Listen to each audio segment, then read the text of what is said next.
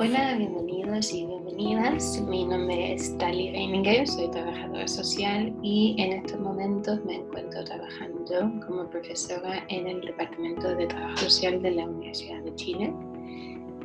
Antes de comenzar con esta clase, quiero felicitar a la red de investigadores y investigadoras en trabajo social por esta iniciativa que busca llegar a estudiantes de trabajo social a lo largo de Chile en este contexto de pandemia. Así que encuentro que es una iniciativa muy innovadora, participativa y de cierta manera muy necesaria en este tiempo de distanciamiento físico. Así que además quiero agradecer a Christian Layton, quien me invitó a participar en el eje de políticas sociales. Así que aquí abajo tienen mi correo, que es tal.reininger@uchile.cl. Si les interesó la clase, si quieren más insumos, si quieren saber más sobre el tema de la focalización, por favor siéntanse con toda libertad de escribirme un correo. Bueno, esta clase le he titulado El debate entre el universalismo y la focalización de las políticas sociales. ¿Quién es merecedor de la existencia del Estado? Los objetivos de esta clase lo que buscan es primero diferenciar entre las políticas sociales universales y las políticas sociales focalizadas, pero además de poder definirlos, conocerlos, conceptualizarlos, la idea también es conocer cuáles son los argumentos que utilizan las diferentes posiciones, ¿cierto?, para sustentar sus argumentos. Entonces vamos a revisar cómo se argumenta a favor de las políticas sociales focalizadas y cómo se argumenta a favor de las políticas sociales universales. Por otro lado, también la idea de esta clase es analizar cómo la focalización construye un tipo de sujeto merecedor de la asistencia del Estado. Y esto tiene que ver con esta idea de que la focalización identifica una cierta población a donde se va a entregar algún tipo de beneficio o prestación. Y esa identificación lo que hace es justamente construir un tipo de sujeto y dejar definido dentro del imaginario colectivo cuáles son las diferentes categorías de sujetos de la política social. Como último, lo que pretendo hacer hoy día es situar el debate de las políticas sociales universales versus las políticas sociales focalizadas en el contexto actual de la pandemia, donde hemos visto a lo largo de las últimas semanas ciertas iniciativas de parte del gobierno. Entonces la idea es poder analizar esas iniciativas y discutirlos dentro del marco de las políticas sociales focalizadas y las políticas sociales universales. Bueno, antes que todo, para empezar, tenemos que definir lo que son las políticas sociales universales, ¿cierto? Y también lo que son las políticas sociales focalizadas. Bueno, para definir estos dos conceptos voy a tomar las palabras de Dagmar Rasinski desde un texto de 1995, que es un clásico, que lo incluí en la bibliografía al final de esta clase, y donde ella define las políticas sociales universales como los que se diseñan en beneficio a todos los habitantes, sin importar sus características personales, económicas o sociales. O sea, las políticas sociales universales son para todos y todas. No importa la edad, no importa el género, no importa la región, no importa absolutamente nada de eso. Solamente importa que uno es un ser humano, para decirlo de alguna manera. Y un ejemplo de una política social universal con este tipo de características sería, por ejemplo, una política de salud nacional, donde todos tienen el mismo acceso a diferentes prestaciones de salud sin importar edad, género, etnicidad, etc. ¿Ya? Eso sería un ejemplo de una política social universal. También es importante hacer la diferenciación entre una política social universal selectiva. ¿Y por qué se necesita hacer esta diferenciación? Porque las políticas sociales selectivas identifican una población donde buscan entregar algún tipo de beneficio, pero en comparación con las focalizadas, se busca llegar a esta población en su totalidad, no discriminando por situaciones socioeconómicas, ¿ya? Entonces, un ejemplo de una política social universal selectiva sería, por ejemplo, la educación pública básica, que lo que busca es entregar educación a todos los niños y niñas dentro de cierto rango de edad. Otro ejemplo de una política universal selectiva sería, por ejemplo, el beneficio por hijo que existe en Noruega, donde una madre o un padre recibe una transferencia monetaria por el tema de crianza de sus hijos y o hijas, ¿ya? Esta transferencia se entrega a todas y todos las mamás y todos los papás sin tomar en consideración su situación socioeconómica, ¿ya? Entonces, si lo llevamos a la realidad chilena, sería que una madre que trabaja en un empleo bastante precario y gana 300.000 pesos mensuales, recibiría la misma transferencia como una mamá profesional que trabaja y recibe un sueldo sobre los 2 millones de pesos. Aquí no se hace una diferenciación en el monto ni tampoco por situación socioeconómica. Entonces, eso son las definiciones de las políticas sociales universales. Cuando hablamos de las políticas sociales focalizadas, y según Dagmar Racinski, específicamente en la realidad chilena, ella los define como aquellas que se proponen beneficiar únicamente a sectores poblacionales que se hallan por debajo de cierto umbral de pobreza o riesgo social. Entonces, aquí lo que vemos es que se busca llegar a una población que se identifica como pobre, ¿ya? Una población que se identifica que está viviendo situaciones de pobreza, ¿ya? Las políticas focalizadas entonces no llegan o no buscan llegar a las familias que no están viviendo situaciones de pobreza o de riesgo social. Un ejemplo de una política social focalizada en Chile sería el programa de transferencias condicionadas, que se llama el programa Familias. Este programa lo que busca es apoyar a través de diferentes componentes, tanto de transferencias económicas como también de acompañamiento psicosocial. Lo que busca es acompañar a las familias que están viviendo en situación de extrema pobreza. Entonces, ese programa, como les mencioné, solamente trabaja o solamente se interviene con familias que tienen esa característica. Y para poder llegar, obviamente, a la población objetiva de las políticas sociales focalizadas, se necesitan desarrollar instrumentos para poder identificar quiénes merecen y quiénes no merecen la asistencia del Estado. Más adelante voy a hacer un recorrido histórico sobre los diferentes instrumentos que se han desarrollado en Chile para poder implementar las políticas sociales focalizadas. Pero aprovecho este momento para mencionar que las políticas sociales focalizadas sí necesitan que se desarrollen ciertos instrumentos y estrategias para poder llegar a la población objetiva.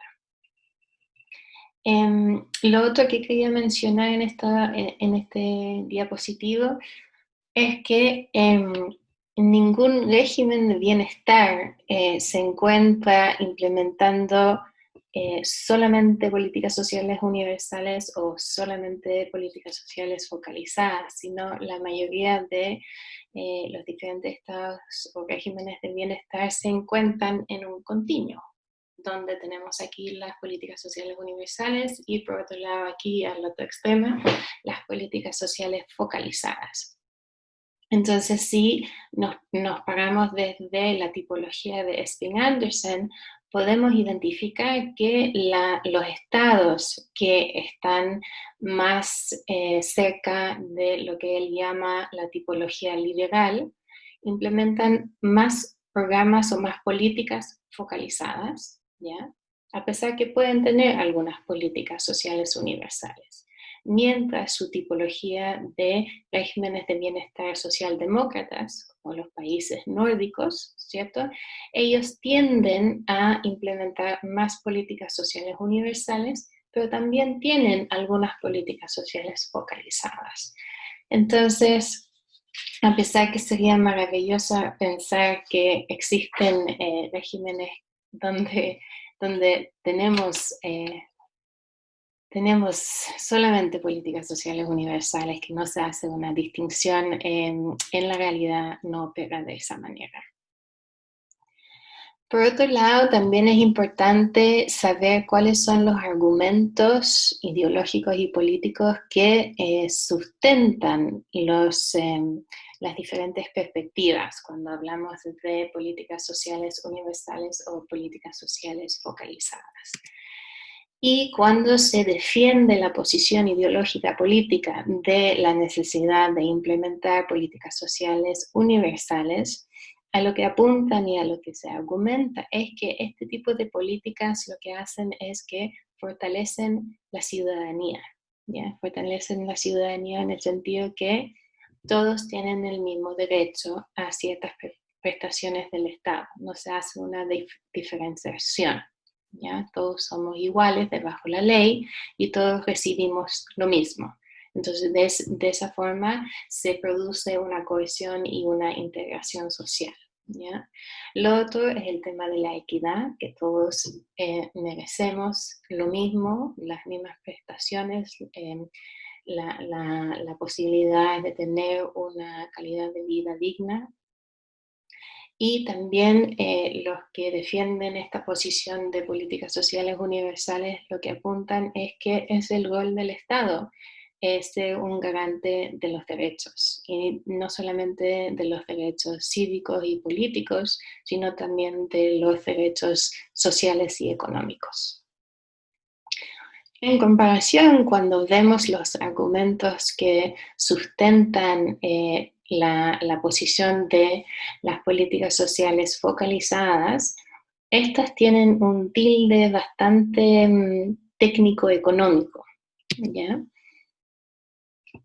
Las universales podríamos decir que tienen un trasfondo desde un enfoque de derecho, ¿ya? Pero las políticas sociales focalizadas podemos identificar que hay un lenguaje mucho más técnico y económico en los argumentos, ¿ya?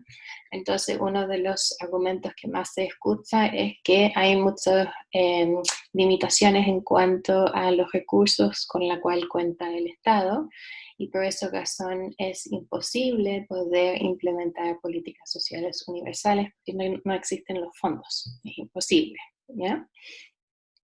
Lo otro es que las políticas sociales focalizadas son más eficientes y más eficaces porque lo que logran hacer es una mejor redistribución de los recursos desde los más ricos hacia los más pobres, porque se apuntan todas las políticas hacia la población en extrema pobreza o necesitada, ¿ya? Entonces, por eso se argumenta que las políticas sociales focalizadas llevan a una mayor redistribución de los recursos y de esa manera una mayor justicia social. Por otro lado, también se argumenta que, me acuerdo cuando estaban abogando por la educación universitaria pública gratuita, ahí mucho de la discusión se centró en a quiénes va a apuntar esa gratuidad. ¿Es justo que una familia que tiene ingresos sobre 2 millones recibe la gratuidad? Eso eran las discusiones que se dieron en ese tiempo. Y obviamente tuvieron un impacto en las decisiones que se toman. Por otro lado, los argumentos a favor de las políticas sociales focalizadas también lo que argumentan es que las políticas sociales focalizadas tienen mayor apoyo de parte de la ciudadanía, porque como se plantean que son más eficientes, son más eficaces, llegan a las personas que realmente merecen la ayuda del Estado, entonces las personas o los ciudadanos son más dispuestos a pagar sus impuestos para que se implementan estas políticas. Bueno, ¿y cuál es la situación en Chile? Cuando hablamos de las políticas sociales universales y las políticas sociales focalizadas. Em, las políticas sociales focalizadas empiezan a entrar con fuerza en Chile durante la dictadura, especialmente con la implantación de este modelo neoliberal. Para poder llevar a cabo esta idea de focalización que se tenía también a través de este modelo neoliberal que se está implementando, se desarrolló una ficha, que la primera ficha que se desarrolló se llamó la ficha CAS, y donde una persona, normalmente de la municipalidad, iba a la casa de la familia para verificar su situación de pobreza o situación de extrema pobreza. Y cuando se hacían esta ficha casa, a lo que se apuntaba es revisar el tipo de vivienda, si había qué tipo de techo, qué tipo de piso, qué nivel de educación contaba la familia. Y además también tomaba en consideración los diferentes bienes materiales con la cual contaba la familia. Entonces se tomaba en consideración si la familia tenía un refri, o si la familia tenía televisión, o si la familia tenía auto, etc. Y todos estos bienes materiales iban en contra del puntaje que la familia podía tener en la ficha CAS. Entonces, en esa época era común y todos lo hablaban de cómo se escondían estos bienes materiales para que no afectaban los puntajes que se arrojaban en las fichas de focalización. En el 87 se hace una revisión de la ficha CAS y se lanza con una ficha CAS 2 con la intención de identificar con mayor precisión quiénes eran las personas que merecían ayuda y asistencia de parte del Estado, siempre con un enfoque en las familias que estaban viviendo en situaciones de pobreza y de extrema pobreza. Esta ficha CAS sigue hasta el año 2007, cuando se implementa la ficha de protección social. Y la ficha de protección social tenía otro foco, que ya se alejó de identificar solamente a las familias por su situación de pobreza o extrema pobreza, sino lo que buscaba era evaluar o poder medir la situación de vulnerabilidad en la cual se encontraba esa familia. Tomando en consideración que una familia podía estar en una situación donde estaba sobre la línea de la pobreza, pero en cualquier minuto podía caer, ¿cierto? Porque tenía una enfermedad, porque tenía que cuidar de terceros, etc. Entonces, la ficha de protección social lo que pretendía era justamente poder revelar esas diferentes dimensiones.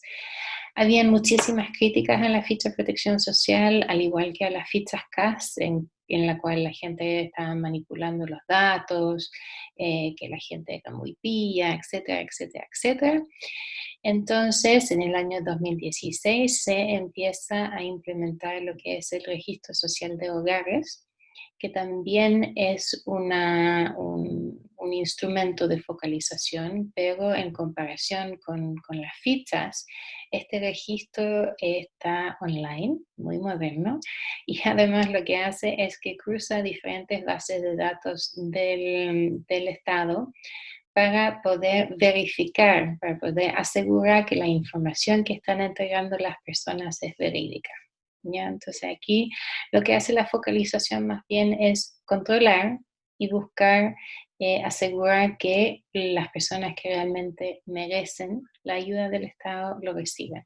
Y los que no, los que mientan, los que manipulan, ellos quedan fuera de la asistencia del Estado y los diferentes programas. ¿Qué es lo que pasa con la focalización? Estos instrumentos que se utilizan y los mitos que hay alrededor de estos diferentes instrumentos, lo que hacen es que construyen un cierto sujeto. Y en Chile, en la construcción de este sujeto que tiene una ficha, un sujeto pobre, es un sujeto eh, altamente estigmatizado, ¿cierto? Porque para poder recibir algún tipo de asistencia del Estado tiene que revelar que vive en situaciones de extrema pobreza, ¿cierto? Que tiene que demostrar, tiene que verificar. Tiene que sufrir ciertos niveles de humillaciones para poder recibir algún tipo de asistencia de parte del Estado. Por otro lado, también la focalización a lo que ha llevado es este sentimiento de competencia con el otro, competencia con el vecino, competencia con los coapoderados del colegio, competencia misma con las amistades, porque la focalización lo que hace es identificar quién merece y quién no merece. Y esa línea es muy delgada. Entonces, una vecina que vive una situación puede, según la ficha, según la focalización, merecer esa ayuda, pero su vecina que tiene 10 pesos más no merece esa ayuda. Entonces, la focalización a lo que ha producido y lo que hemos podido observar en algunas investigaciones que hemos realizado, es que lo que hace es eroda los tejidos sociales, lleva a este sentimiento que el vecino no es mi par, no es alguien con el cual quiero trabajar, ¿cierto? Sino es mi competencia, que es algo que hay que considerar cuando hablamos de la focalización de las políticas sociales. Por otro lado, la focalización también lo que produce es esta idea de que la pobreza es la responsabilidad del individuo y es el individuo el que a través de su propio esfuerzo, a través de su propio lágrimas y sangre, salir adelante, ¿cierto? Y que las políticas focalizadas están ahí solamente por un corto tiempo hasta que esa persona, a través de su propio trabajo, sale de su situación de pobreza. Entonces, los programas focalizados a lo que apuntan es evitar la dependencia de las personas en los diferentes programas y prestaciones del Estado. En cuanto a la construcción del sujeto, también les quiero comentar de una columna de opinión que salió este domingo en La Tercera, escrito por Daniel Matamala, que se llama El Decálogo del Buen Pobre. Les recomiendo leerlo, es muy irónico, muy ácido, pero también demuestra la forma en la cual en Chile se ha construido un imaginario de pobre, ¿ya? Se ha construido un imaginario de pobre que merece la asistencia del Estado y un pobre que no se comporta como uno desea, ese pobre no merece ayuda del Estado. Así que les voy a leer solamente un excepto para que se den cuenta de cómo está instalada este imaginario y este sujeto dentro de nuestro lenguaje. Entonces Daniel Matamala dice, el buen pobre es paciente. Si se anuncia la entrega de 2.5 millones de canastas de alimentos, no se desespera por saber si uno de esas cajas llega a su casa. No va a preguntar a su municipio, mucho menos protesta pidiendo información. No importa si la alacena está vacía y los niños inquietos. El buen pobre espera con paciencia y el oído aguzado a que una mano benefactora toca la puerta de su casa, acompañada por chaquetas rojas, autoridades sonrientes y flash de las cámaras, con los fideos, el aceite y la harina para el almuerzo del día. Y si no llega, bueno, tal vez mañana sí almuerza. Fuerte, pero yo creo que nos demuestra cómo en Chile aún sigue vigente esta idea de la asistencia como caridad, ¿ya? No se considera la asistencia como un derecho, ¿ya? Y eso es uno de los grandes problemas que tenemos con la focalización de los programas sociales. Como último, y muy rápidamente, quiero situar este debate de las políticas sociales universales en comparación con las políticas sociales focalizadas en Chile y específicamente en Chile a partir de lo que está pasando con la pandemia. Y quería poner en comparación dos,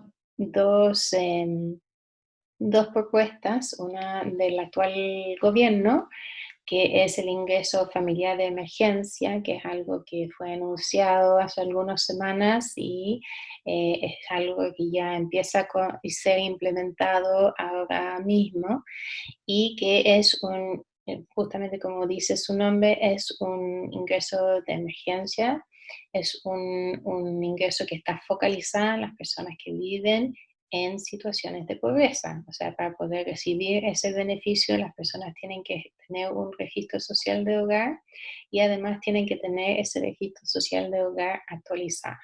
Las personas que no lo han hecho no van a poder recibir este beneficio. Lo otro que tiene este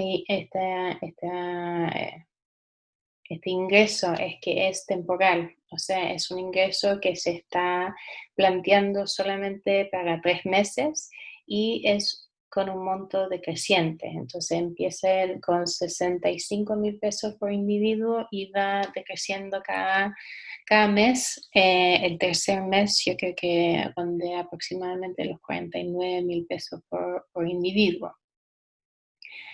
¿Cuáles son algunas de las razones por las cuales desde el gobierno se argumenta la necesidad de tener este ingreso familiar de emergencia focalizada, además de temporal y además con un monto decreciente? Son los argumentos que vimos en relación a las políticas sociales focalizadas. Tiene que ver con primero, que los fondos del Estado no son, son limitados, ¿cierto? Y que se necesita llegar a la población que efectivamente merece y necesita la ayuda.